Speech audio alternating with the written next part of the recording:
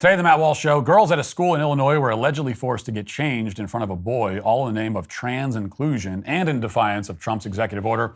Also, France has requested that we return the Statue of Liberty. I can think of one small part of the statue, but I wouldn't mind sending them. I'll explain. And the process of decolonizing Shakespeare has officially started. We'll talk about all that and more today on the Matt Walsh Show.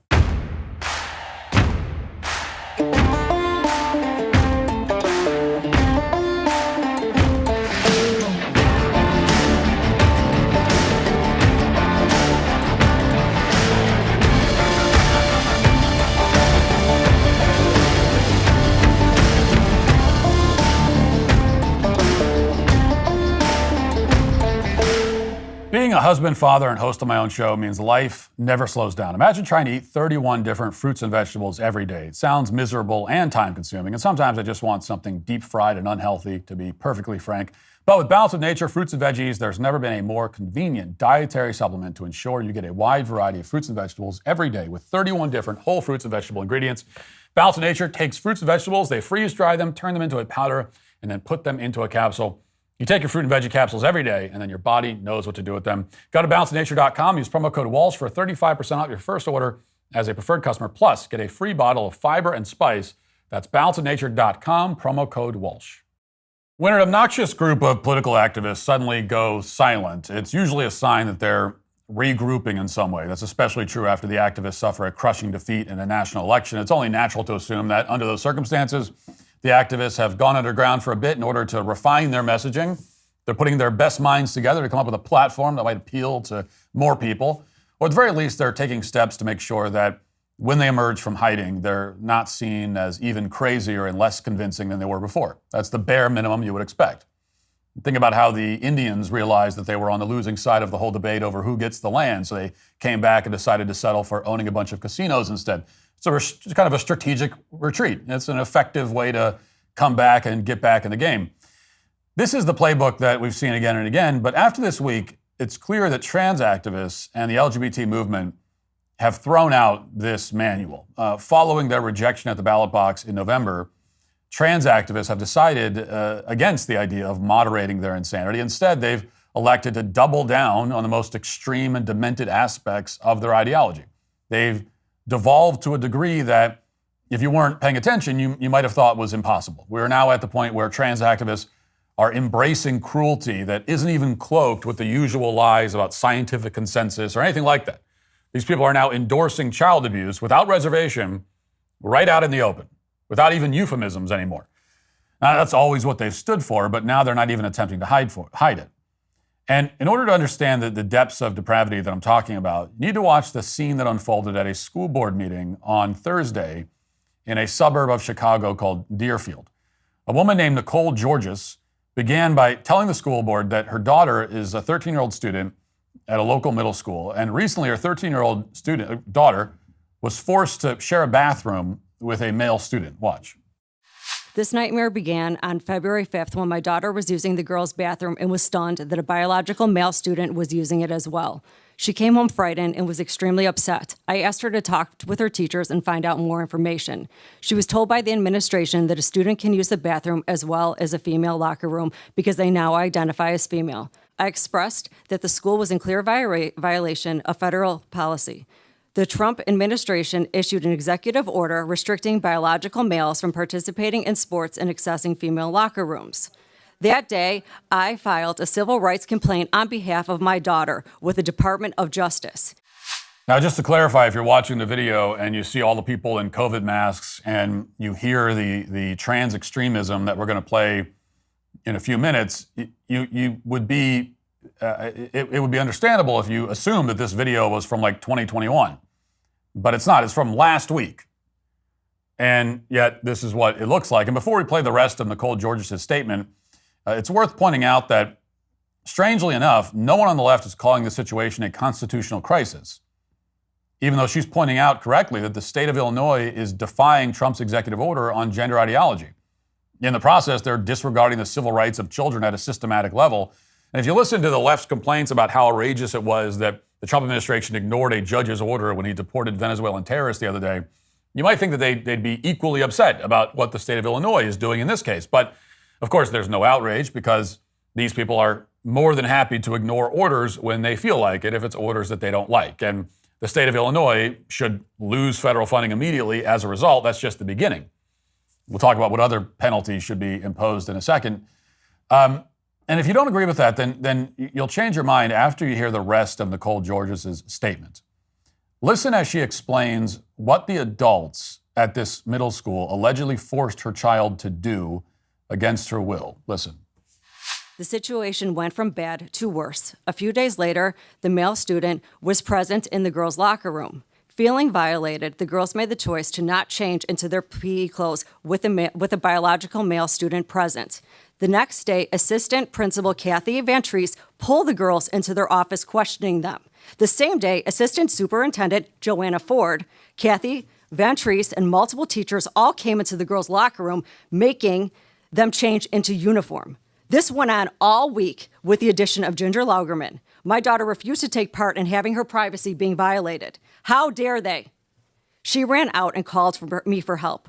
Principal Wegley was offering my daughter a new PE class. The answer was no. She is not changing for the remainder of the year, and she is not changing into another class. The girls just want their privacy, and they want their locker room back.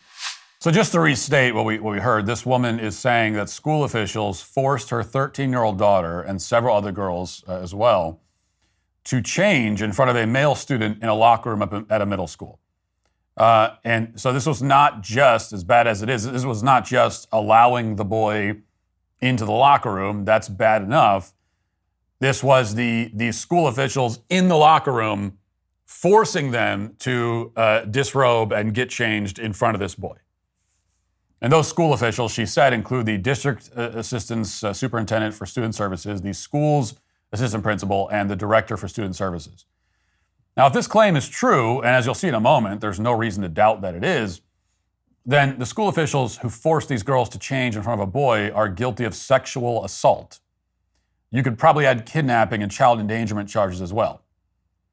You know, the fact that this took place in a school should not provide any kind of cover for these people. If anything, it makes the charges even more serious. And whatever charges are brought, it would still be too light of a punishment. I mean, try to imagine what you would do as a parent if you learned that an adult was forcing your daughter to get changed in front of a male against her will. I mean, criminal charges would probably be the least of that particular adult's problems, I would hope. At a minimum, we need conservative DAs to start pressing those kinds of charges against the people pushing this kind of madness. This goes beyond the realm of a political debate or a constitutional crisis. This is child abuse. And if there were any good faith members of the trans activist community, if any of them were capable of some level of basic human decency, they would admit that. They would at least say that, hey, listen, yeah, of course you should not force 13-year-old girls. You should not have adults standing there forcing 13-year-old girls to take their clothes off. But obviously, that is well beyond anything that could be remotely considered acceptable in a school or in any other context. You know, you would have some trans activists saying that, but none of them are. None of them are, because they are totally incapable of human decency. If they were, they would acknowledge that, indeed, it is possible to go too far in the process of affirming gender ideology. And that point is reached when you're forcing children to expose themselves to members of the opposite sex. But because there are no good faith trans activists, or any decent ones either, you can probably guess how this mother's statement was received. As soon as she was finished, boos rang out in the room. And one person asked her why she was obsessed with the genitals of children, which is one of those stock arguments these activists use all the time, even though it makes no sense whatsoever. I mean, they could be exposing themselves to you and your children in the park, and then when you object to it, they'll say, well, why are you so obsessed? Why are you so obsessed with me not doing this? Then a few other activists spoke at the school board meeting, and they continued to take cheap shots at this mother. Watch. Thank you. Children's genitals. Yeah, for real. Nobody was born you when you were talking, weren't you? Yeah, exactly. Executive Order 2019-11, which my kid was standing next to Pritzker when he signed. Yes, an executive order from the governor. And in that order, it's called Strengthening Our Commitment to Affirming and Inclusive Schools, which protects trans, non-binary, and gender non-conforming students from the type of bullying that this parent represents. And let's consider who is pushing this complaint. I'm here because I was alerted that Moms for Liberty was organizing a presence here today, who have been identified as an extremist hate group by the Southern Poverty Law Center for spreading bigotry and division. This isn't just about a locker room policy. It's part of a national effort to roll back LGBTQ plus rights. Just disgusting people. I mean, the adults in this room that are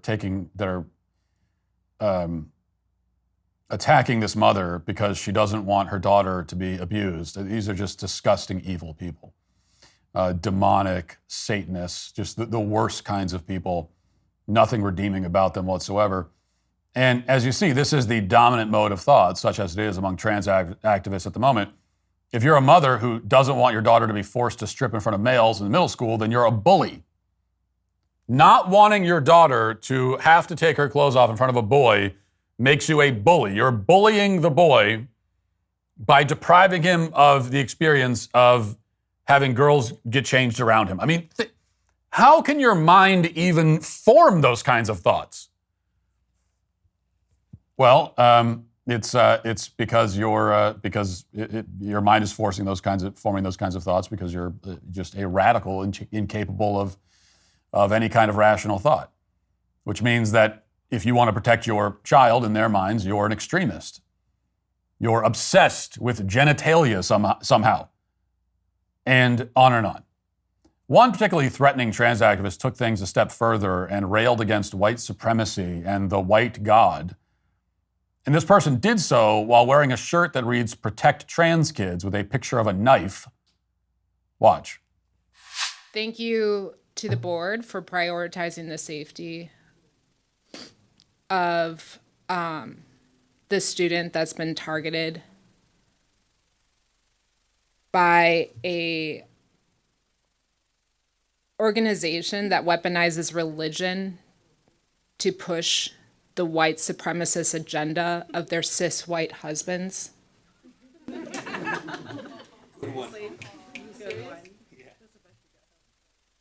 Thank you. Excuse me. I have the mic. Let's be respectful. Please be I have the respectful of mic. each other's times. Listen. Targeting a middle school student because of your white God. My white God. Yeah. Excuse me. Can we pause for a second? I'm really grateful to see how full this room is of support for this kid. Instead of the petty women that target him.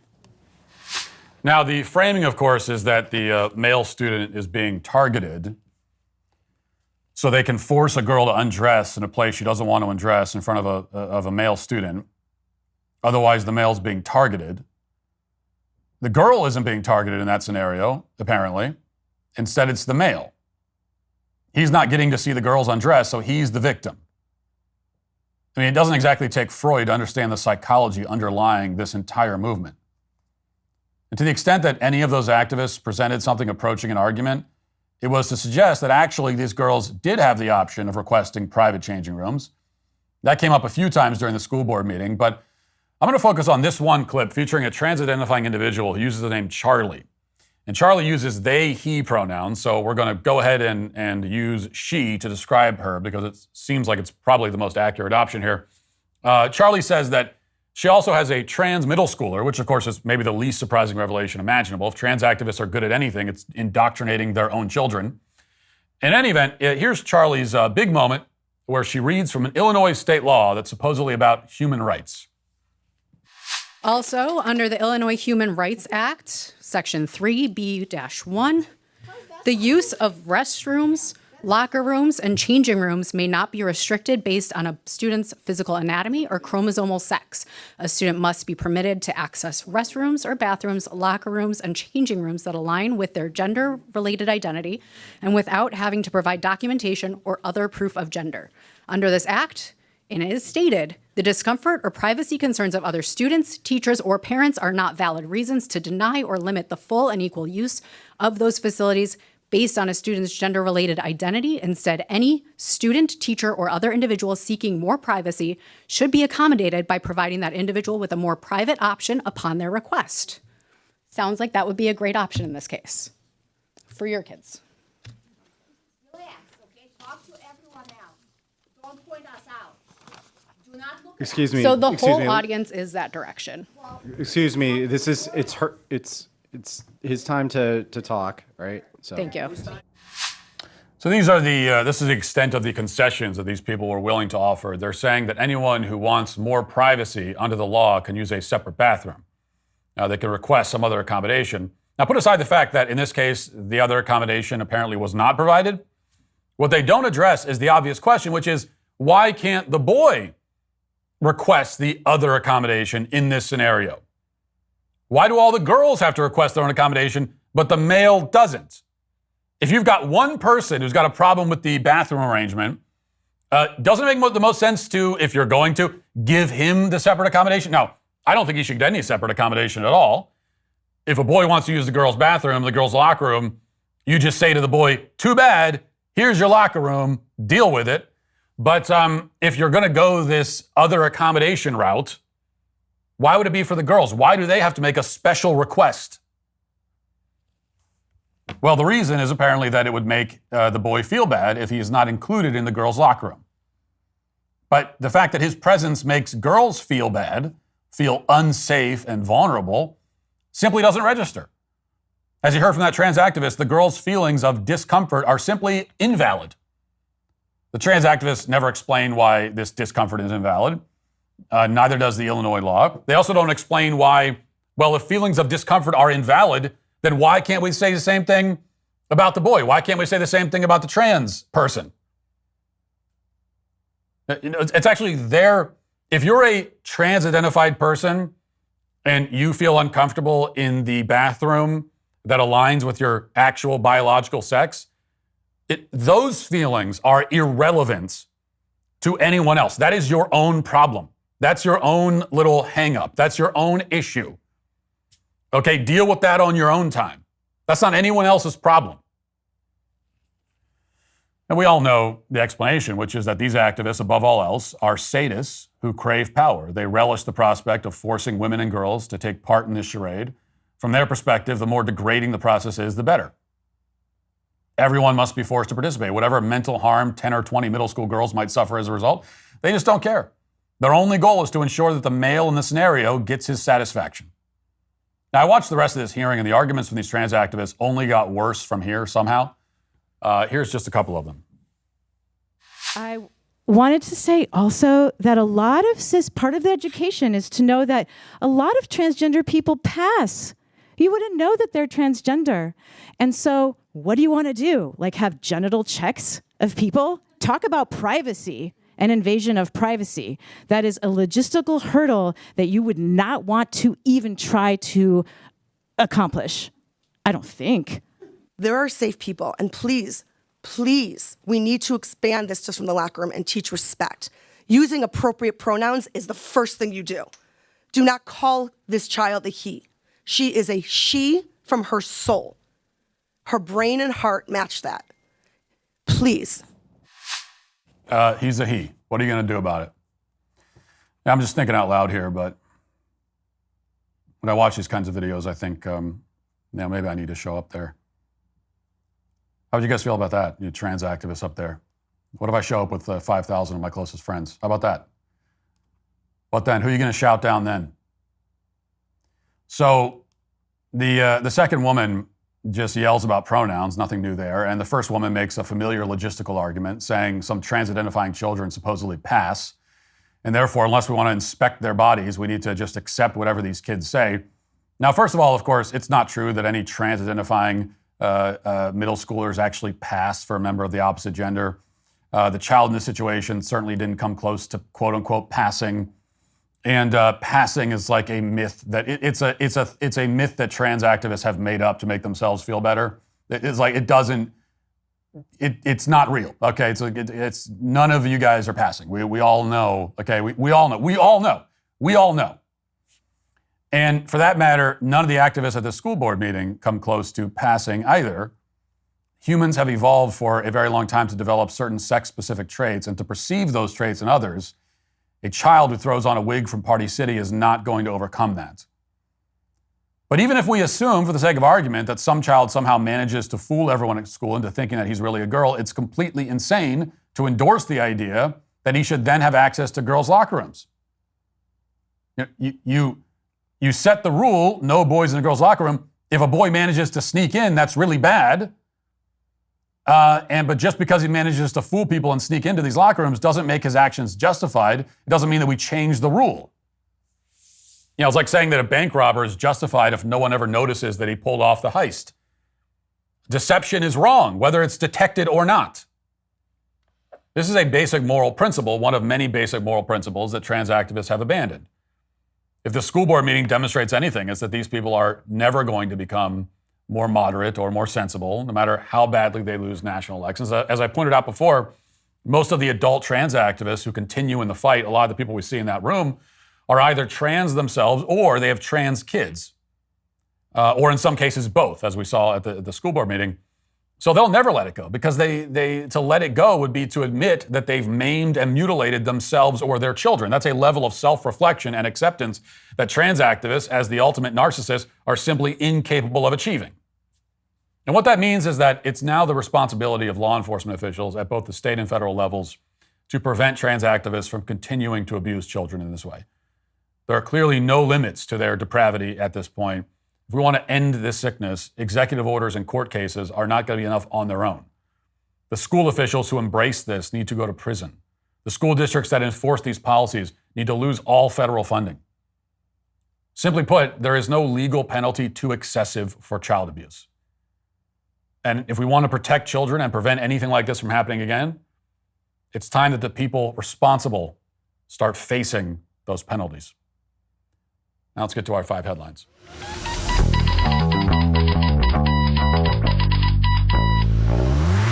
Imagine printing your entire browsing history, signing it, and nailing it to your front door for all of your neighbors to see, or putting it on a billboard over a major highway. Sounds crazy, yet that's basically what most of us do every day, unless we're using ExpressVPN.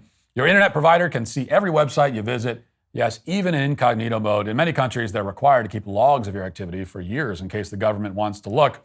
In the US, ISPs can actually sell your data to whoever they want. You can't stop ISPs from collecting this data, but you can encrypt your online activity before it reaches them, turning their logs into meaningless gibberish. With ExpressVPN, my internet provider simply cannot see, record, share, or sell my browsing history because they never had access to it in the first place. I personally use it every time I travel for work events, rallies, and all the like. It gives me peace of mind knowing that my sensitive emails and financial information are safe, even on sketchy hotel or airport Wi-Fi. Plus, I love how simple ExpressVPN is to use. Just one tap on my devices and my privacy is protected. Whether I'm on my phone, laptop, or desktop, I know my online activity is secure. So if you'd like to join me in fighting for the right to privacy, use my special link at expressvpn.com/Walsh. That's expressvpn.com/Walsh.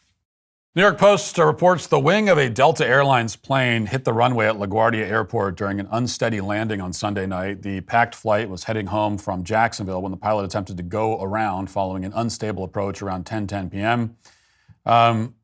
During the go-around, the left wing of the plane struck the runway. Everybody was safe, but of course, a very close call. We do have some audio of the pilot communications with air traffic controllers, and pay close attention to this and tell me what you noticed. Listen. Somebody saw some sparks from one of your wings. You guys feel anything?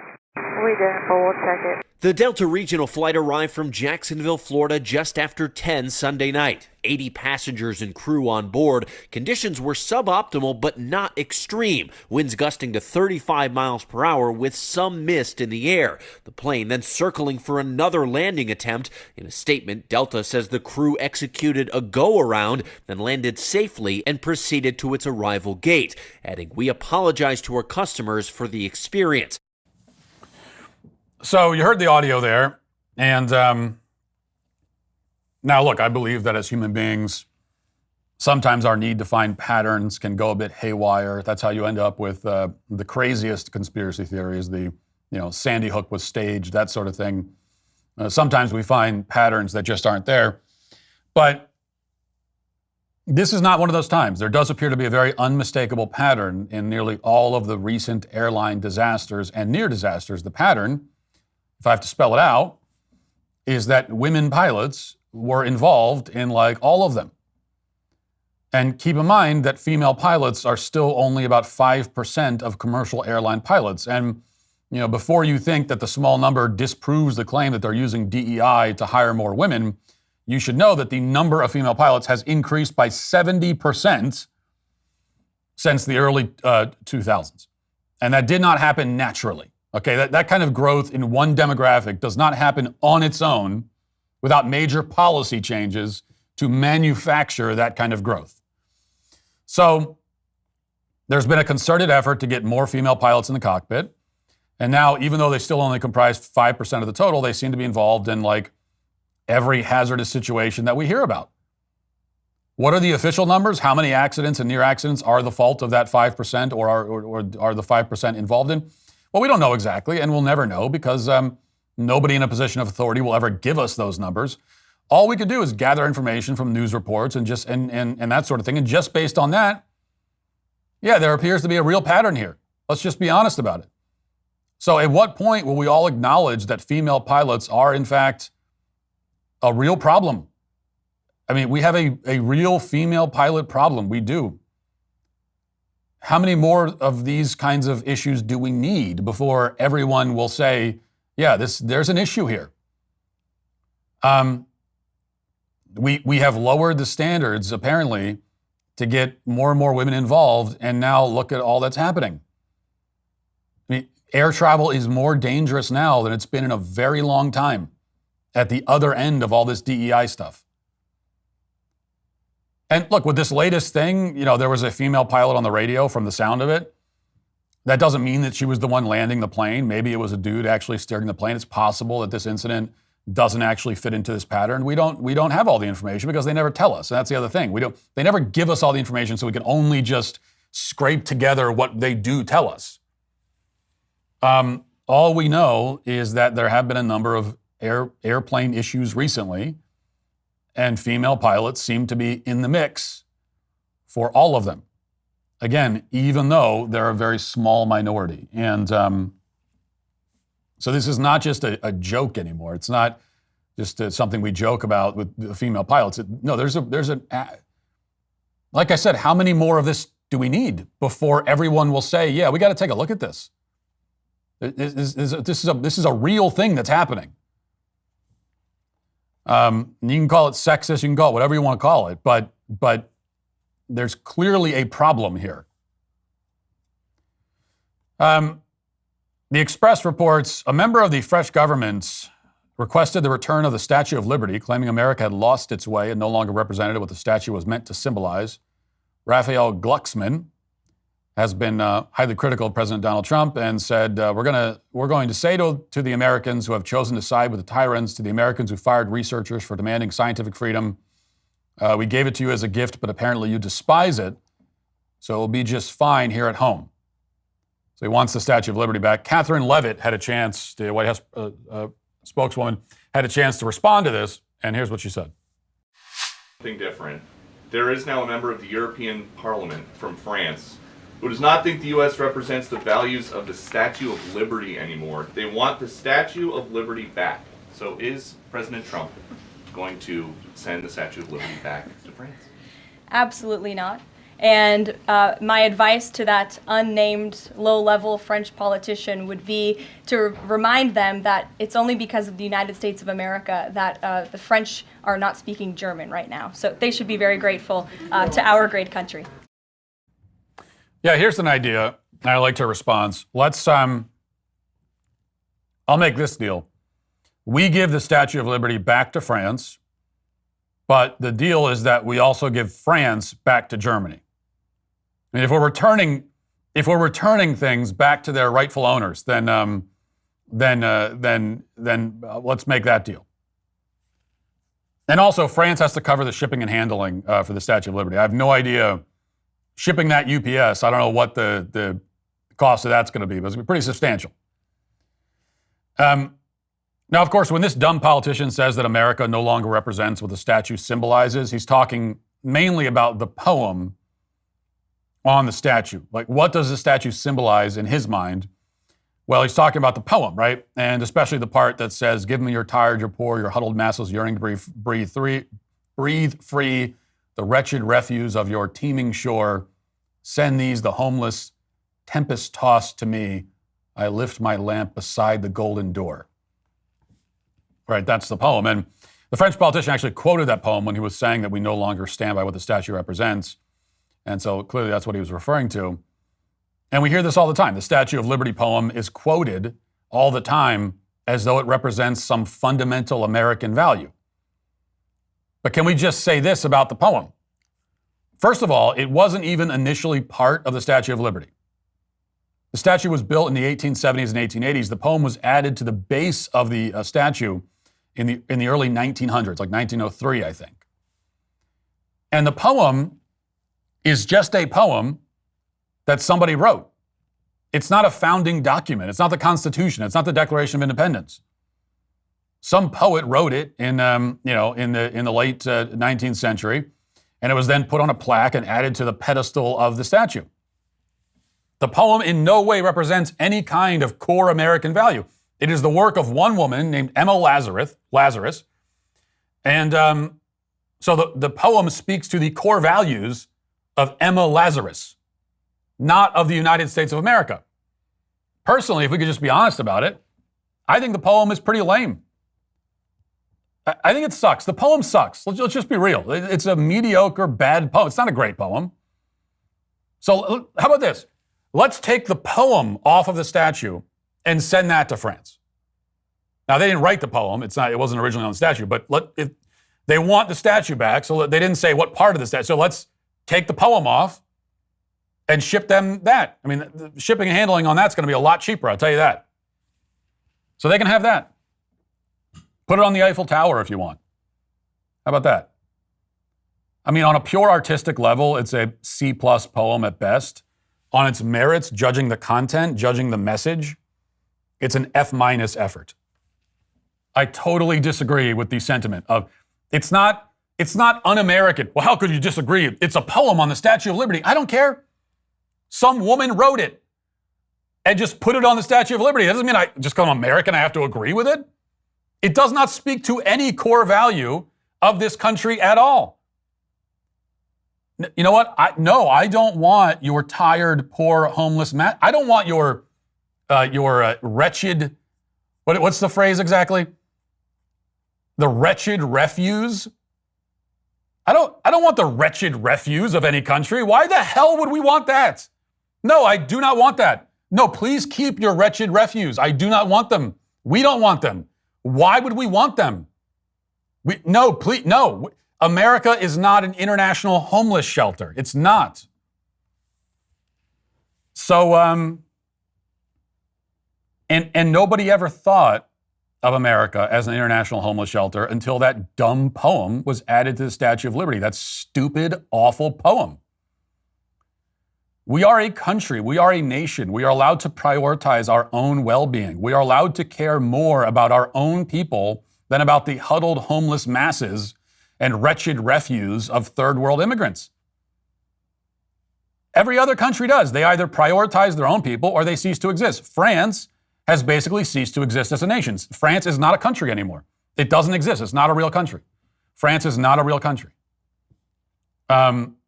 France is a cesspool. France is I would never go there. I had no interest in ever visiting France because of what it's become. Why would I ever want to go there? To that dirty, filthy cesspool of a country. That's what it's become. That's what it's allowed itself to become. And we don't want to be that. So France is dead, and France wants us to be dead just like them. No, we are a country. And we do not, it is actually suicidally insane to have as any kind of national slogan that, oh, we'll take all your worst people. Bring us all your worst people by the boatload constantly. Please send us the worst people that you have in a never-ending stream eternally. No, that is the slogan of a nation that wants to die. It's not our slogan. It never was our slogan. So get rid of the poem, send it to France, let them have it. You know, I had a new poem that I composed as a replacement, and I would submit this as a replacement once we get rid of the Emma Lazarus poem. Here's my poem. I just composed it. You want to hear it? You didn't know that I was a poet, but I am. It goes, roses are red, violets are blue. America is closed. We don't want you. And put that on the Statue of Liberty. How about that? And put that poem down right. Engrave it onto the border wall in every 10 feet. I think it's a beautiful poem, personally. All right. One other quick clip to play. I don't know why we're going to play this, but we are. Don Lemon showed up on Bill Maher's podcast, and he articulated his vision for the future of the Democrat Party. And I personally love his vision. Here it is. People love AOC. People love Jasmine Crockett. People love Eric Swalwell and the like. And I think that the Democratic Party should put the people out there who the people want. They should put the politicians out there who the people want, who they're asking for, who are meeting the moment with the same energy that they're not asking for AOC. Yes, they are. The people you party with No. The people I party with don't like AOC. Oh, please. No, they don't at all. Well, most people don't. But she's AOC, very far left. Let me tell you why I'm saying that. Because because people will vote for AOC and Donald Trump on the same ticket. Because they're authentic. No, because they're authentic. I don't think that Don. I think you're wrong about that. What people like about people like Trump and Fetterman is because it's irrelevant to her life. But you don't know her life. I know that being a gorgeous woman who I wouldn't even know was Hispanic in a city that's has 1 million Hispanics. So we heard the okay, that's enough. We heard kind of the money quote there. People love Eric Swalwell. That's a sentence that this total doofus just said out loud. It is the first time that the words love and Eric Swalwell have ever been used in the same sentence. Maybe the second. Okay, I'm sure the Chinese spy probably told him she loved him. She probably said, I love you, Eric Swalwell. And he didn't even think it was weird that she used his full name. But anyway, Don Lemon has just singled out the 3 most excruciatingly unlikable people in modern politics and said that people love them. Jasmine Crockett. I mean, imagine being so hopelessly out of touch that you think people love Jasmine Crockett. Now, first of all, most people have no idea who Jasmine Crockett is. Her name recognition is almost non-existent. And if you show them a video of Jasmine Crockett speaking and ask them to guess what she does for a living, most people would say, oh, well, she works the drive-thru at Arby's. Oh, yeah, I've seen that exact woman at my local Arby's. She works the drive-thru. She's always in a bad mood, and she always gets my order wrong. And if you told them that she's actually a member of Congress, they would be horrified. But this is why the Democrats are doomed. It's not just that they have these unlikable tools in their party. I mean, Republicans have unlikable tools too, let's be honest, but it's that nobody on their side has any gut-level instinct for what might actually be appealing to the average person. You know, they truly have lost touch completely with the average person. They just have no idea. And so I think we're pretty safe. I mean, you know, if you're a conservative, you're maybe worried that the Democrats are going to figure things out and go and find someone to lead their party in the future who actually has some kind of mass appeal, somebody who's at least likable at a visceral level. And I think that I think that we can rest easy. That is obviously not going to happen. Let's get to the comment section. If you're a man, it's required that you grow a beard. Hey, While many fitness influencers offer minimal value at premium prices, Fitbod provides comprehensive workout planning and tracking tools designed to help you maintain consistency and achieve real progress. Their expert-certified personal trainers have fine-tuned their approach to deliver proven exercise science and industry best practices directly to you. Plus, you can transform your fitness journey with over 1,000 demonstration videos to perfect your form and your technique. My producer has been using Fitbod, has noticed significant improvements in both strength and endurance. The app's recovery tracking prevents overtraining of muscle groups, helps maintain consistent progress. He loves that it introduces new exercises progressively, teaching proper form for various movements throughout their detailed demonstrations. Plus, within seconds, Fitbod can create a personalized workout based on your goals and available equipment. The app also notices which muscle groups you've been hitting harder, so it automatically adjusts to focus on other muscle groups that are fresh and ready for action. You can keep your fitness routine engaging because the app continuously introduces variety through new exercises, rep patterns, innovative supersets, and challenging circuits, eliminating workout monotony for good. So, level up your workout. Join Fitbod today to get your personalized workout plan. Get 25% off your subscription or try the app for free for 7 days at fitbod.me/Walsh. That's fitbod.me/Walsh. Okay, just a couple of comments here. First one, El Salvador is becoming my second favorite country in the world behind the U.S. I don't know about second favorite country, but certainly second favorite government. Second favorite world leader, I will say, in El Salvador. There are a host of other countries that I'd rather visit than El Salvador, but Bukele is the world leader that I would elect as president of this country if he was American. You know, if he was American and we could constitutionally elect him, then I would elect him. If Trump actually eats his steaks well done, that's grounds for impeachment. Well, as far as we know, Trump does eat his steaks well done with ketchup. I'm not sure if we have Trump himself on the record saying that he enjoys his steaks that way, but so maybe this is all fake news. But I think it's pretty common knowledge that Trump enjoys well done steaks slathered in ketchup, which is just an abomination. It's easily the most controversial and offensive thing about him. Easily, I am actually offended by it. Anytime I think about it, I'm personally offended by it on a deep level. I don't even believe in using steak sauce on your steak. I think using A1, if your steak needs A1 steak sauce in order to be palatable, it means that you didn't cook it well. And if you're eating a high quality steak cooked the right way, you shouldn't need steak sauce. You shouldn't need ketchup. No, you shouldn't need any seasonings. You know, the people that slather their meats and all the whatever, you get the rub, buy all the rubs at the in the seasoning aisle. You just slather that crap on there. And a lot of people think that's good cooking. You know, you got to use a lot of seasoning. Then they just buy this rub and just dump it on there. That's not good cooking. The whole point of seasoning is to bring the natural flavors of whatever it is out. And so with steak, all you need is for seasoning is salt and pepper. And it's mainly the salt that brings the flavor of the meat out. Not too much, you don't want to overdo it, but that's what you need. That's seasoning.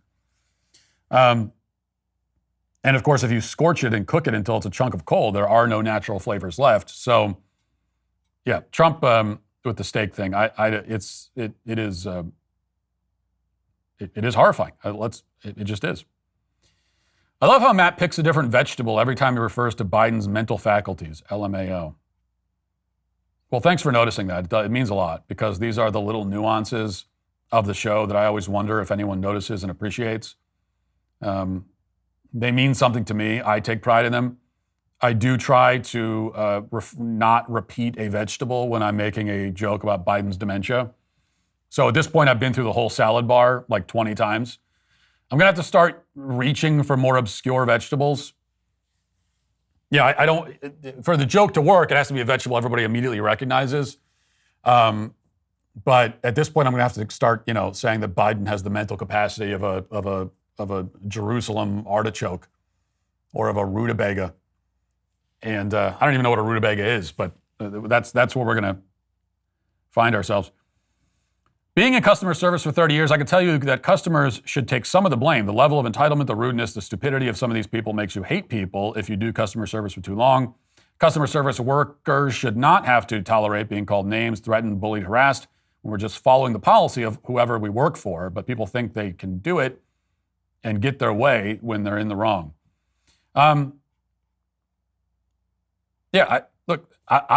agree with what you're saying, at least about the part of some customers can be awful. I try to be very polite to customer service workers. I try my best to not cause any problems. I tip very well. I'm a great tipper.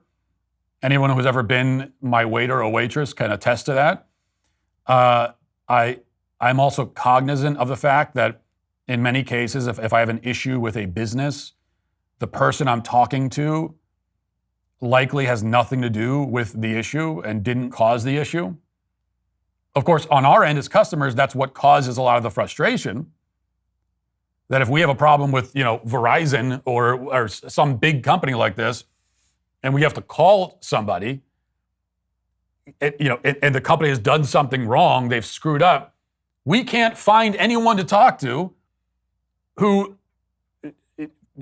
much is, let alone responsible for it. We can't find anyone to talk to who actually cares about the problem.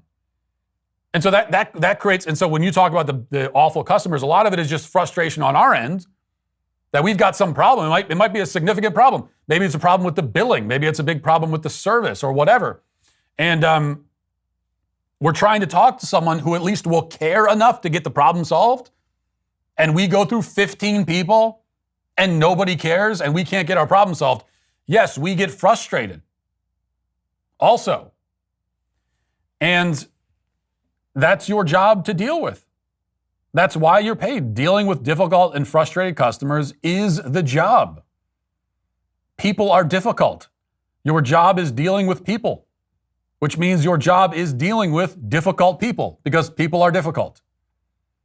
That's the whole job. And so yes, you can commiserate, you can complain about it in your break rooms and amongst yourselves. When I worked customer service, I certainly did.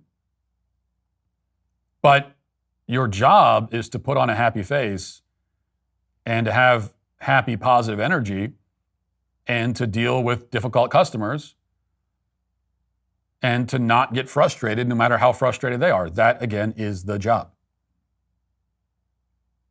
So it's just like it probably gets emotionally exhausting for a doctor to deal with sick people all the time. But that's the job. I understand how it might be taxing, but that is the job. That's the whole thing. That's the whole job, is to do that. So no, I mean, if a doctor loses his cool and starts screaming at a patient, I'm not going to be understanding of that. If you don't want to do this, then don't sign up for the job. Do something else. The left needed a trophy, so they took Derek Chauvin and threw him in prison. This was never about justice. It was about appeasing the mob and flexing their power. And now Ben Shapiro is exposing every lie, every manipulation, and every failure of our so-called justice system in his new 5-part investigative series, The Case for Derek Chauvin. Episode 1 is out now. New episodes drop every Tuesday and Thursday exclusively on The Ben Shapiro Show. Watch it, share it, and if you actually care about the truth, join the conversation inside the Daily Wire Plus app. The system was rigged, the truth was buried, and the Daily Wire is fighting to make things right. Now let's get to our daily cancellation.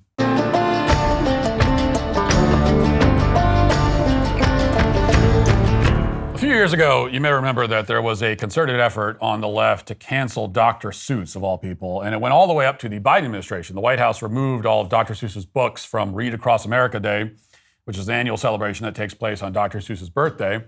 Officially, Dr. Seuss's crime, which had somehow gone undetected for the better part of a century, was that he didn't include enough so-called people of color in his various children's books. The University of California even conducted an exhaustive investigation into the matter, and in the end, they found that out of the approximately 2,000 human characters in Dr. Seuss books, only 45 were non-white. On top of that, some of these non-white cartoon characters were not drawn to the satisfaction of left-wing activists. And as if that wasn't bad enough, Dr. Seuss wasn't even a real doctor. He was like the Dr. Pepper of children's literature. And therefore, Dr. Seuss was canceled. His name was banned from his own birthday celebration. Now, of course, these justifications were pretexts. Anyone capable of reading at the first grade level could see that.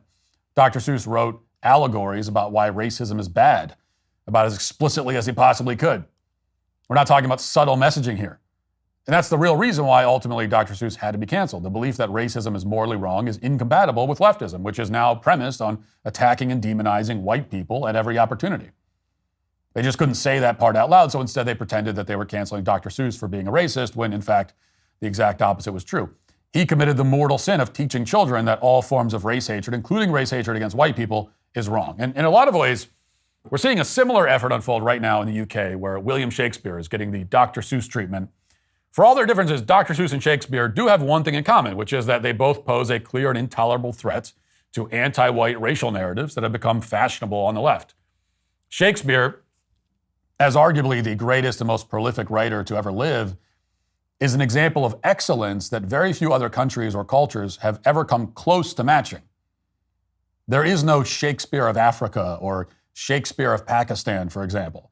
And if you're trying to make the case that those countries and cultures are far superior to places like America and Europe because they have fewer white people, which is the argument that leftists genuinely try to make, then Shakespeare's status is obviously inconvenient. After all these years, he stands alone, so now they're coming for him too.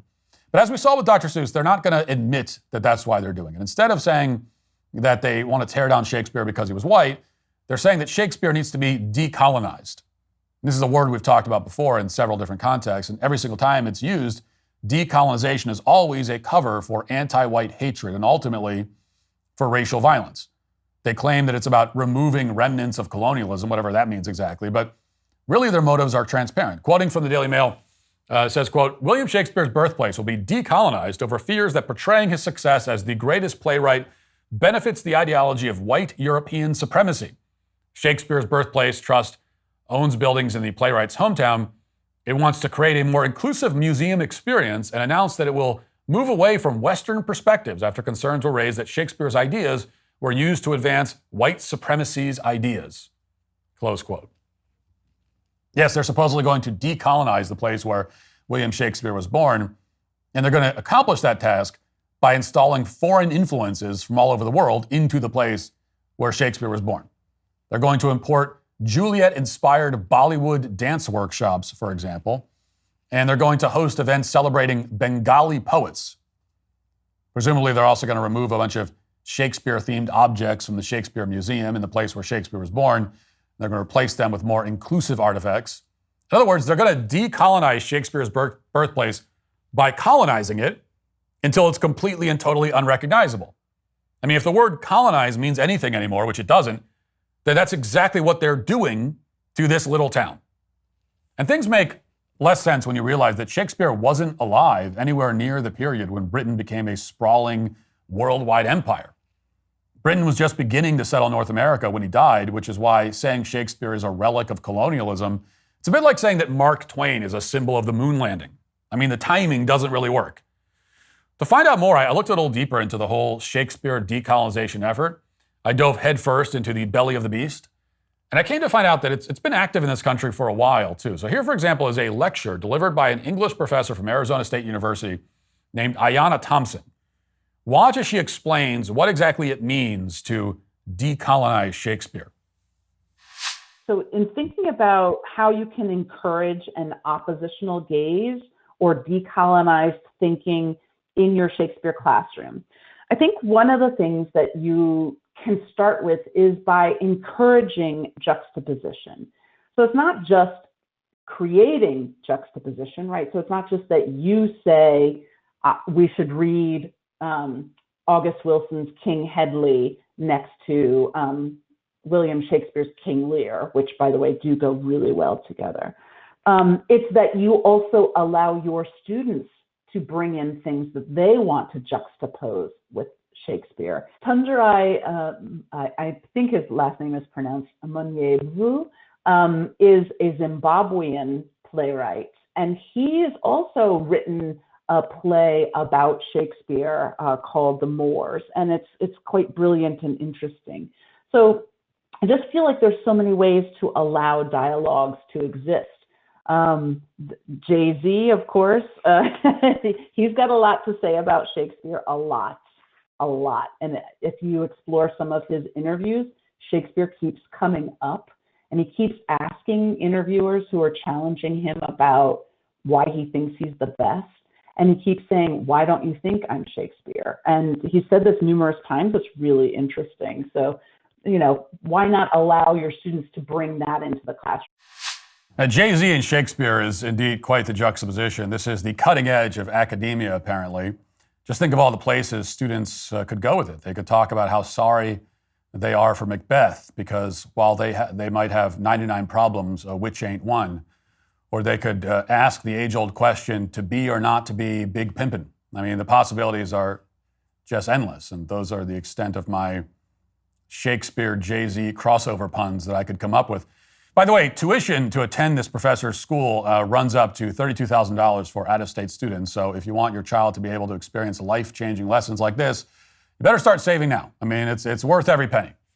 In case you fell asleep during that clip, the professor begins by saying that decolonizing Shakespeare is all about juxtaposition and the oppositional gaze or whatever. It's a fancy way of saying that instead of talking about Shakespeare, you talk about non-white writers and entertainers instead. That's the whole scam. Now, I watched a decent amount of this lecture, for which I deserve hazard pay of some kind. And pretty much the entire thing is her rattling off a bunch of random, mostly no-name, non-white people that she wants to promote. That's what decolonizing means, I guess. It means assigning a ton of literature based on the skin color of the person who wrote it, so that you don't have to talk about Shakespeare. Of course, they try to drown this nonsense with so much academic jargon that no sane person can make sense of it or even sit through it. That's because when you strip away the filibustering and the jargon, you're left with anti-white race hatred. This is what decolonization is about. It's what it's always been about. Shakespeare is perhaps the single greatest writer to ever live, and that may make a lot of people angry. You might undermine a lot of racial narratives. But it happens to be true. And no matter how much Jay-Z and Toni Morrison you force students to pay attention to, and no matter what you do to Shakespeare's hometown, it will remain true. And that is why everyone attempting to cancel William Shakespeare and to decolonize his birthplace are today canceled. That'll do it for the show today. Thanks for watching. Thanks for listening. Talk to you tomorrow. Have a great day. Godspeed.